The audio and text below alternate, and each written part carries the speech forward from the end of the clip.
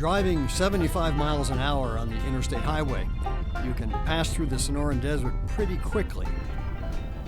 But if you take the time to get off the interstate, native palm, you'll find plenty of things to do and see. 6 men to a cell. Just 30 minutes from the freeway.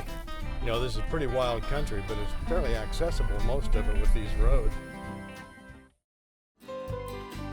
Funding for The Desert Speaks was provided by Desert Program Partners, representing concerned viewers making a financial commitment to the education about and preservation of deserts, and by the Stonewall Foundation.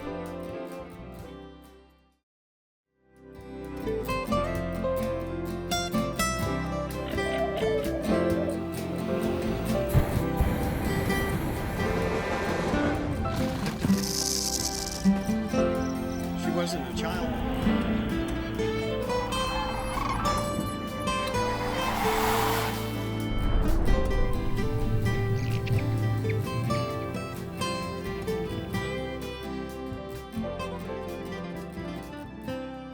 The interstate highway system was begun under President Eisenhower and was the largest public works program ever undertaken. The idea was to provide unhindered flow of traffic and controlled access. The project succeeded in speeding up traffic, but in the process, travelers lost a lot of intimacy with the lands they crossed. For those who long to find special places while crossing the desert Southwest, they're available within 30 minutes of the freeway. In California, just across the Colorado River, the freeway goes through the Algodones dunes. It's a huge dune field, the largest in the United States. Keeping sand off the road in dune fields is a big-time problem for highway engineers. And it wasn't until the 1940s that highway engineers figured out a safe enough system so that a paved road could penetrate through the dunes and connect Yuma safely with San Diego.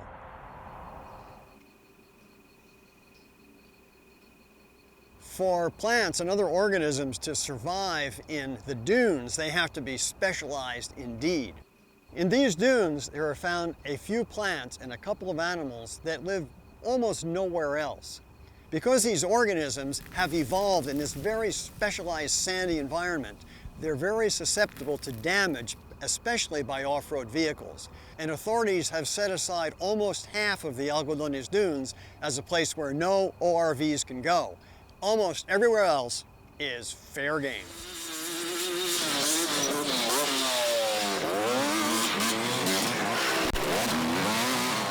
They have become one of the most popular recreational areas in all of the Southwest. On any given weekend between October and May, there will be up to 1 million people using their recreational vehicles and hiking through this sand wilderness. This sand comes to us courtesy of the Colorado River. Colorado from time to time would flow west down into the Salton Sea. When it dried out, the wind would blow the sand right back up here. So through the water and the wind, we have this massive dune field called algodones, which means cotton in Spanish. Not everything is visible from the interstate, but there is a form of transportation that provides an unhurried view of the nearby landscapes that require a different perspective.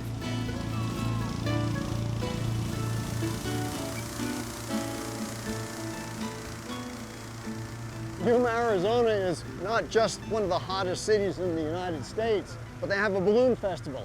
I've ridden in helicopters, sidecars, motorcycles, trains, burros, horses. I've never ridden before in a balloon. Now's my chance.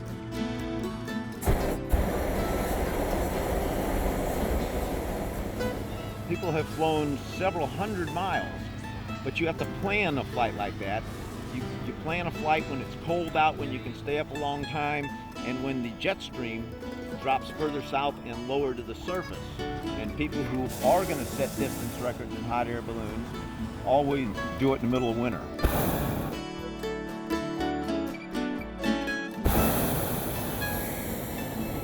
What we see here is not only the water that comes from the Colorado River that is irrigating these fields, but the very, very rich soils along the river are thanks to the Grand Canyon. This is the Grand Canyon transported downstream and deposited as sediments along the edge of the lower Colorado River Valley. And here we are south of Yuma, looking at stuff that came down within the last 6 million years. Yuma is the largest producer of winter lettuce in the Southwest. You've heard about manicured fields, and this is a very good example. This is such high-tech industry that is virtually all automated. The machinery is complex and computer operated. What's eerie about this kind of flight is that you have no sensation of movement. There's no noise when they're not burning the gas. You have no sensation except you look at the ground and see it's moving away.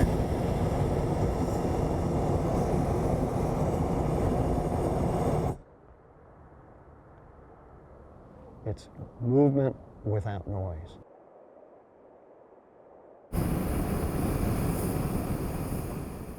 First time I came here for this event, I'm guessing about 15 years or so ago.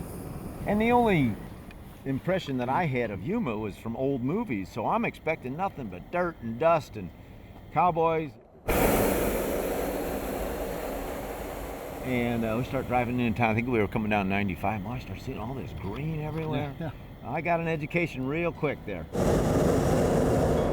The wind speed is actually less at this altitude than it was down there a couple hundred feet. Probably has something to do with the mountains over there, the cool valley. We're getting a drainage flow that is fast here.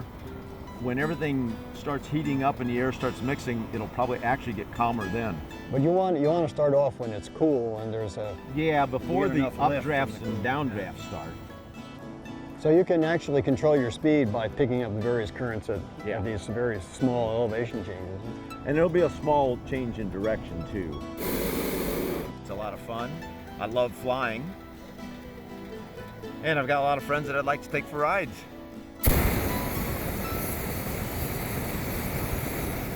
You know, when I go to a balloon event, especially some of the larger ones, where there are thousands of people out there watching the balloons launch, and you take off and there's all these thousands of people watching and you're putting on a show for them. That's kind of a neat thing. And there's our chase vehicle. These dogs are not happy with it.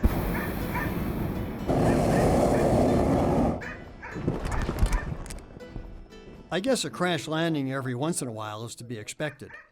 After brushing myself off, extricating my limbs from those of the pilot, and recovering my hat, I find myself once again in Yuma, traveling 100 years back in time into prison.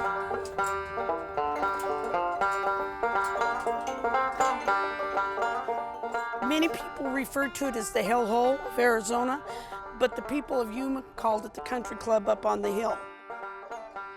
Over my shoulder here to the right was the guard tower. They had a great view of the prison yard. Now, I got to ask you something. I've always wanted to know, why did the legislature, Arizona legislature, territory, choose Yuma for the site of a prison? They didn't choose Yuma, they chose Phoenix. But in the paperwork and when it went to the legislature, it was changed to show the town of Yuma. So how did that mistake, that substitution of Yuma for Phoenix, ever get through without somebody catching it? Well, I think there were a few influential legislatures. I also think a little bit of money might have changed hands as well. See, in those days it was less sophisticated than it is nowadays, huh? Yes. But it's true that Yuma was an important trade route. It was. All the supplies for the military were coming in through Yuma. From the West Coast, then, they'd come That's in correct. Across the desert. Yes. So it was an important place, and probably the local people liked having the prison here, brought some jobs into town, and just like now. It did bring jobs into the area. It was surrounded on three sides by water. It was actually a very good location for the prison itself. Then why did they close it? It was too small and they couldn't expand. The most famous probably male prisoner we had here was Frank Leslie, who was a notorious drunk. Oh, wait a minute, he wasn't a criminal because he was drunk. No, He had the reputation of killing Johnny Ringo, and he was sent here for murdering his girlfriend. From Tombstone, right? East of Tombstone, yes. Pearl Hart was the most famous female prisoner that we did have here in Yuma. She was involved in a stagecoach robbery. She was found innocent, though, and then she was retried for stealing the stagecoach driver's weapon and was sent here for 5 years. They made their own prison uniforms here. They made the uniforms for the asylum in Phoenix. The prisoners here were educated. They had a library and they could be taught to read and write. And many of them did learn to read and write. And that was started by the first warden's wife.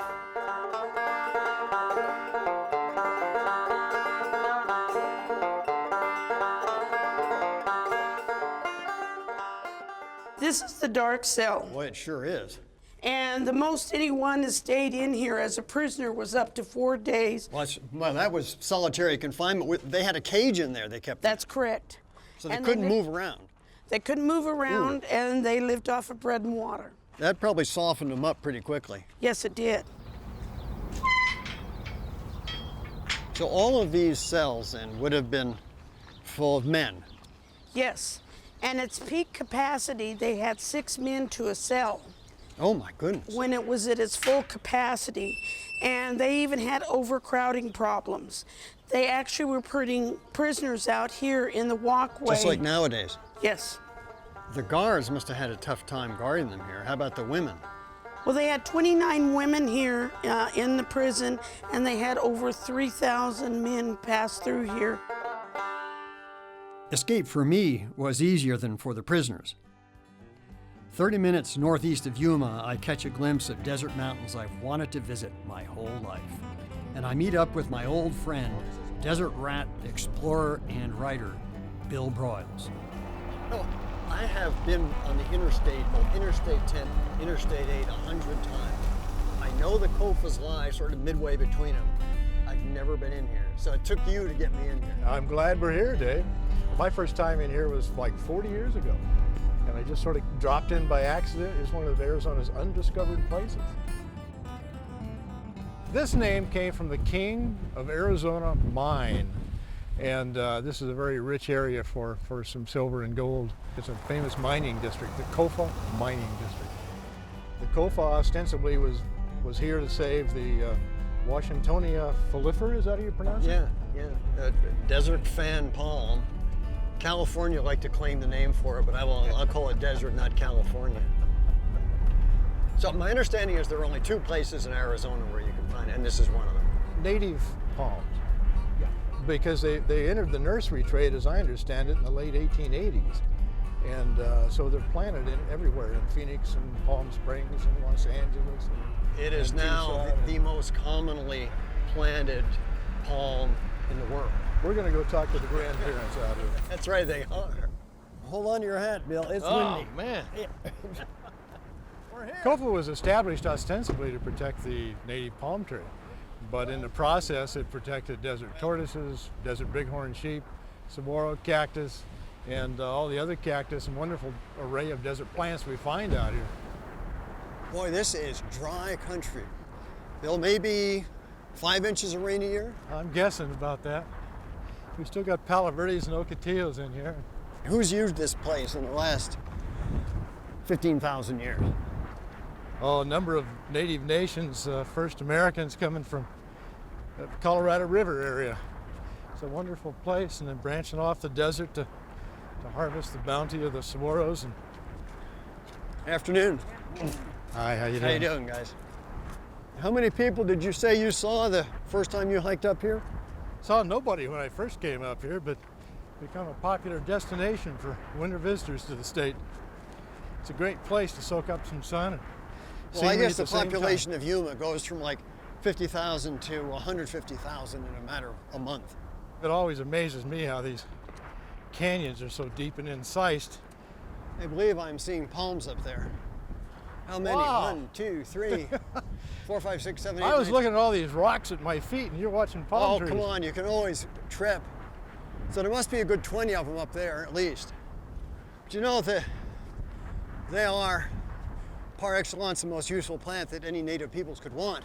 But they'd have had to want it pretty badly to go up there. That's a heck of a hike. Thank heavens we had the sign here to tell us that those were palms and not the palms of our hands. No wonder you knew what these things were. Well, they left us a frond. But you know, that's interesting because the native people who, if they did come up here, and I'm sure they did, that was about the most useful material they could find. Fruits were extremely nutritious, available, and lots of them. So they could come and gather them, since they don't rot, carry them back down, and they could probably last for a long time. These palms, this Washington folifera palm, is the ancestor for many of the palms we find at the golf courses in Phoenix and Tucson and Palm Springs. So it's going to be a familiar palm to you, but it's going to be in a very, very unusual situation. On Interstate 8 between Yuma and the town of Casa Grande, there's a lot of fine desert. The most pristine part recently received protection as a Sonoran Desert National Monument, thanks to the efforts of Bill Broyles and those he worked with. It's a desert with a long history of human occupation. This is the old Bighorn Station. Boy, it has, Begun by the Bender family back in the 20s. it reeks history. It was the only stop between Gila Bend and Casa Grande to buy gas. Put air in your tires on your old Model T. Nice old adobe in there. This is not lath. This is saguaro ribs covered with plaster. That's using local materials Well, it's when you their need it. version of Dob and Waddle, you know. So Literally. yeah, but it was a good place to raise a family. Yeah, it would have been a one-lane highway. Yeah. And you know, you had your stock tank out here and different sheds, and a chicken coop. They must have had pretty good water level here to hand dig a well. Pretty high back then, and it served their livestock and their customers at the gas station here. They had ice that they brought from town and sold sodas and warm beer. This was the late 20s, early 30s Depression time, and you had to make do. Like a lot of those family units that came out of the Dust Bowl. Yeah, into the heat bowl. If you wanted cooling, you jumped in that stock pond and got your clothes all wet. And back then, this road was Highway 84, just a two-lane gravel road. And we're going to go 2 hours down here Right, and find out the real right. desert. Sonoran Desert National It's Monument. like a secret place. It'd be nice to keep it that way. Bureau of Land Management. You know, in some ways, this is still the Wild West, like this warning sign coming up here. Warning, oh good, smuggling and illegal immigration may be encountered in this area. And look, we are probably close to 100 miles from the border, but it's a corridor. It's a corridor. But this is a wonderful stand of saguaros. This is good. This monument was established to protect a very unique part of the Sonoran Desert. The area itself is just an enormous forest of saguaros and native vegetation. But if you hang around, particularly at dawn and dusk, you'll be seeing deer and jackrabbits and coyotes and bobcats. And if you're lucky and get up in the mountain, why, you might even see some desert bighorn sheep. It's just a wonderful variety of native plants in a working ecology, and it's a very friendly place for people that want to come out and do some camping or walking or hiking. You ever have a feeling you're in the Sonoran Desert when you're in Sonoran Desert National Monument? This is great. I view the Sonoran Desert as being defined by 2 plants, maybe 3. Saguaro, Yeah, ironwood. okay. And there's Palo Verde, but look what we have ahead. Let me take a picture. We don't see this often enough, and that is splendid, splendid, splendid. Visitors to Sonoran Desert National Monument need to, in essence, do some of their own homework and, in essence, write your own guidebook. And for that reason, it's a very creative and fun place because, in essence, you are creating your national monument. You stay on the roads, you hike off the roads, and you find your own secret places and create your own map. At the risk of sounding naive, I do have to ask you, what in the world were they mining and smelting here? You know, some guys will do almost Pack rats anything and for a all. little copper and gold and silver. And this smelter proves it.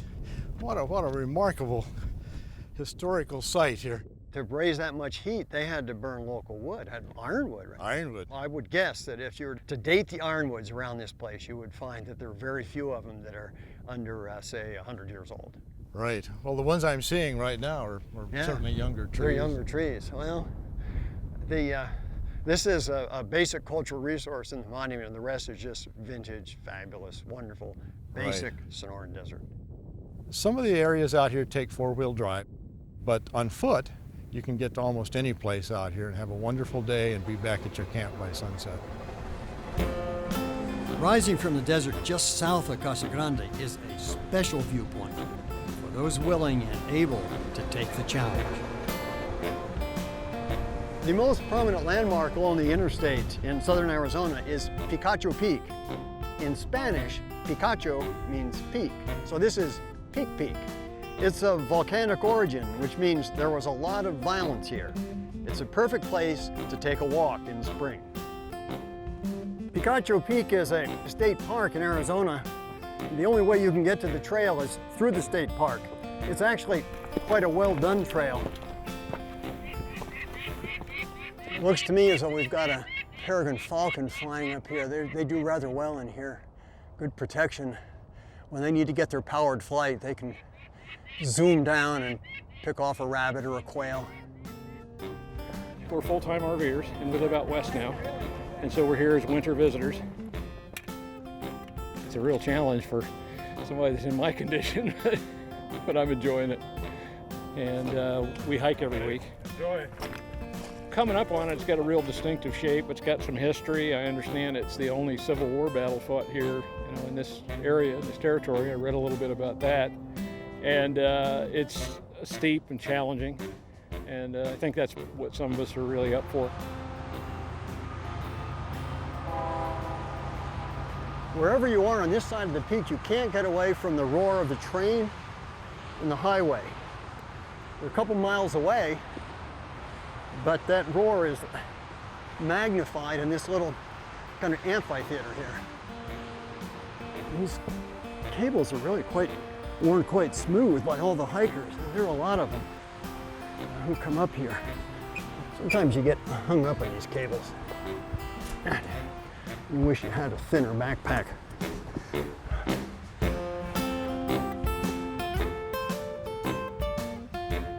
Back in the 50s, when I first came to southern Arizona, there was actually a beacon up on top of the peak because in those days the aircraft couldn't see it if they had to come in at night. And they actually, I think, put in this trail to service that beacon. It's long gone, but the trail and the access points remain behind. The cable they use here is the same kind that the electric company uses for their guy wires, and it looks like it doesn't rust very much. It's very demanding. It makes skills. You have to be patient. You have to be careful, and you need good equipment. These and these. 3 years ago, we decided to come and spend part of the winter here, and since then, I think we're going to make it our second home for winter time. All right, you got to get in the middle. Look like you're about to fall. Here we go. It looks from the highway as though this is a volcanic plug, but I'd heard somewhere that it's not, and I look here, and there's granite, which is not a volcanic rock, which means it came from somewhere else. So what other people say is the Picacho Peak actually was once flat on its side, and over the millennia, millions of years, it actually tilted upwards. It's actually getting closer to the top, and I think I can see it. What is strange is how different things look from up here. One of the reasons for climbing Picacho Peak is not just because it's there, but because once you get on top, and here we are, you have an untrammeled view of much of southern Arizona, at least south central Arizona. Most tourists use the interstate highway as a means of getting from one destination to another. Put it on cruise control and leave it. But even though we may have a destination in mind, there are plenty of places to grab an unknown exit and find new ways to explore the Sonoran Desert 30 minutes from the freeway. Interstate highways allow travelers a nearly unhindered race across the desert Southwest. But if you're not in a hurry, how far is the roof of the cave underneath? They also provide access to some of the greatest places you'll ever visit. Snow geese are coming up here, just left of the large... Fewer than 30 minutes from the freeway. Next time on The Desert Speaks.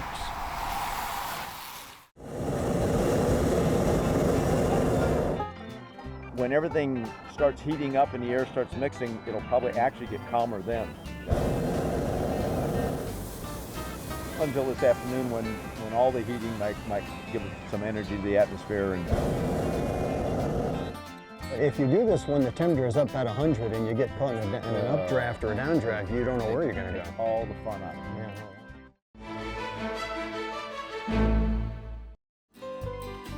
Funding for The Desert Speaks was provided by Desert Program Partners, representing concerned viewers making a financial commitment to the education about and preservation of deserts, and by the Stonewall Foundation. This entire season of The Desert Speaks is now available as a box set of 10 episodes. To order this or other programs from Arizona Public Media, visit our website, azpm.org, or call 800-841-5923.